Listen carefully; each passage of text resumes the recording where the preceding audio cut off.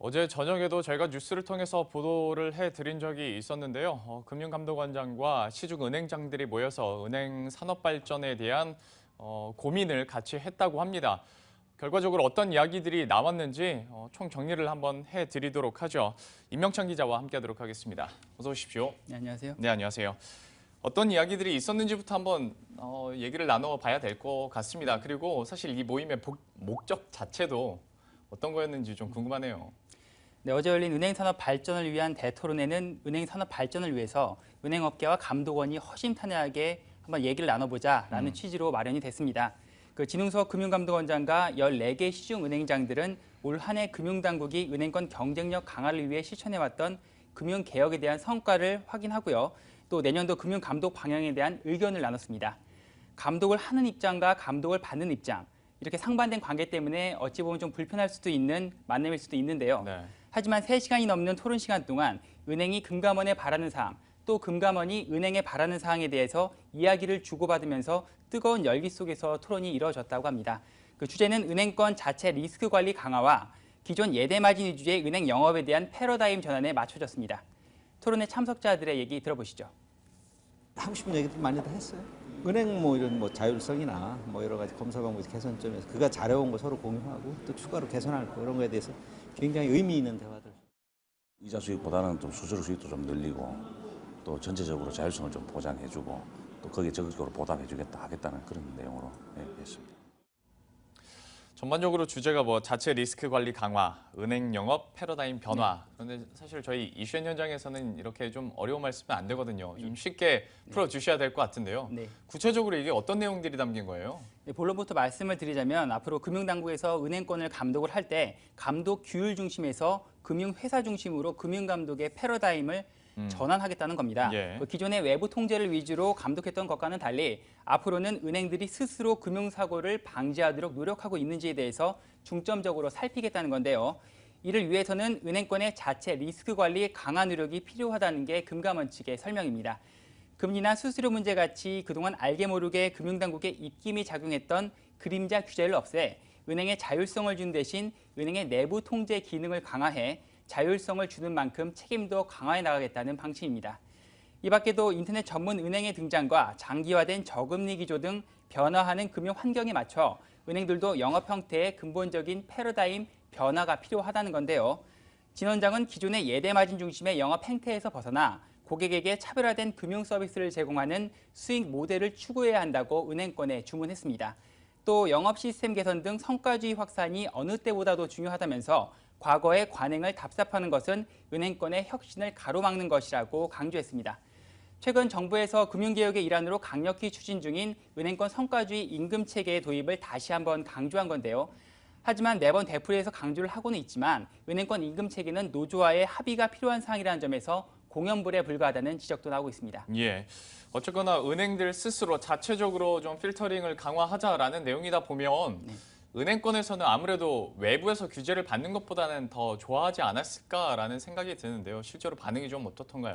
네, 말씀하신 대로 은행 측에서는 자율성을 강화하는 내용의 관리 감독 방안에 대해서 반기는 입장입니다. 예. 자율성 확대가 경쟁력을 더 촉진시켜서 은행 산업이 발전할 수 있는 토대가 될 거라는 건데요. 하영구 은행연합회장입니다. 시장과 소통하고 시장에서 직접 시장의 운영을 하고 있는 금융 플레이어들의 의견을 존중하면서 구체적인 그리고 실행 가능한 어젠다를 가지고 꾸준히 실행을 해왔습니다. 특히 은행권에서는 내년도 금융개혁 중점 과제로 은행 수수료 현실화 카드를 제시하기도 했는데요. 은행 산업이 수익성 악화에 시달리고 있는 만큼 기존 예대 마진에 기대는 수익 모델로는 경쟁력 확보가 힘들다는 겁니다. 은행연합회가 공식적으로 이 문제를 제기한 것은 저금리 기조가 장기화되면서 그동안 은행들의 주된 수익원이었던 순이자 마진, 님이 갈수록 줄어들고 있기 때문인데요. 금융감독원이 발표한 국내 은행들의 3분기 영업 실적을 보면 3분기 순이자 마진은 1.56%로 지난 2분기에 이어 역대 최저 수준을 경신했습니다. 은행권에서는 은행 경쟁력 확보를 위해서 수수료 수익과 같은 비이자 수익을 확대하고 해외 진출을 통해서 시장을 다각화해야 한다는 입장입니다. 특히 진웅석 금융감독원장과 하영구 은행연합회장 모두 은행권 수수료 문제 개선의 필요성을 역설하고 나선 이때 수수료 문제를 공론화시켜 수수료 현실화, 즉 수수료 인상이라는 목적을 달성하겠다는 의도도 엿보이는 대목입니다. 수수료에 있어서는 워낙 좀 겹쳐져 있는 문제들, 상호 이익들이 좀 많다 보니까 여기는 조금 더 우리가 시간을 두고 한번 지켜봐야 될 것 같고요. 좀 제가 궁금한 것도 몇 가지 좀 물어보겠습니다. 영업시간 얘기를 사실 은행권 요즘에 좀 뜨거운 감자라고 하기도 민망합니다만은 좀 얘기가 많이 나왔어요. 최경환 부총리께서 얘기를 하다 보니까 이 얘기는 이번 간담회에서는 뭐 따로 나온 게 없었나요? 이 영업시간 연장에 대한 논의는 별로 없었던 걸로 제가 전해 들었고요. 예. 대신에 이제 방금 말씀드렸던 수수료 현실화 문제, 네. 그리고 금융사에 대한 그 내부 리스크 통제 강화 방안, 주로 이 두 가지 내용을 가지고서 토론이 이뤄졌던 걸로 전해졌습니다. 그러면 내부 통제 중에서 역시 앞서 말씀을 해주셨던 것처럼 어떤 임금 체계 개편에 대해서도 요즘에 사실 소식들이 많이 들려오고 있는 것도 사실입니다. 예를 들어서 이제 뭐 연봉제 도입에 대해서 사실 얼마 전에 보도를 통해서도 신입사원부터 연봉제로 뭐 들어가는 은행도 네. 있다라고 얘기를 들었었는데요. 이게 확대될 뭐 조짐은 없는 건가요, 아직까지는?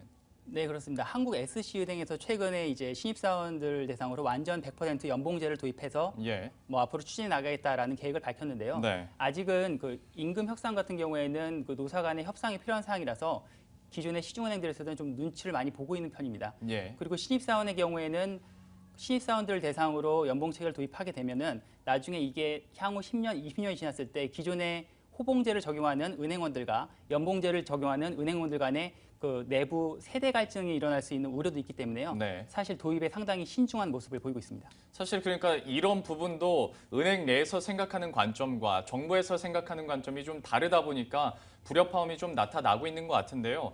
이렇게 뭐 윗선 정부 측에서 좀 입김을 불어 넣는 것 자체가 어찌 보면 포괄적인 그림자 규제일 수도 있겠고 이것을 좀 해결하고자 이런 직접적인 자리가 마련이 되는 것 같습니다.